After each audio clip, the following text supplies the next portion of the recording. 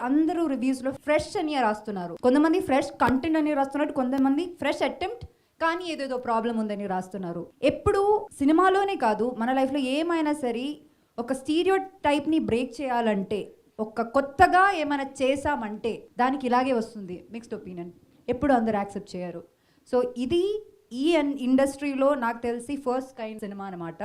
And దాన్ని చాలా మందికి అప్రిషియేట్ చేస్తున్నారు. చెప్పినట్టు చాలా నేషనల్ మీడియా సినిమా గురించి మంచిగా తెలిసిన వాళ్ళు చాలా బాగా రాశారు.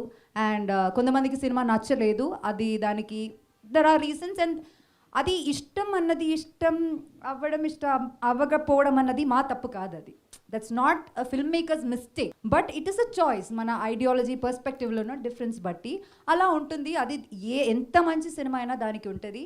And we take it, we understand అది ఎక్కడి నుంచి వస్తుంది, వాళ్ళ డిసగ్రిమెంట్స్కి రీజన్స్ ఉంటాయి, వీ అండర్స్టాండ్ ఇట్. బట్ ఆయన చెప్పినట్టు కొన్ని ప్లేసెస్లో సినిమా రివ్యూ రాయడం ఒకటి, మీరు ఎక్స్ప్లెయిన్ చేసి సినిమా ఆ ప్లాట్ రాసి దాని గురించి అన్నీ ఎక్స్ప్లెయిన్ చేయడం వేరు.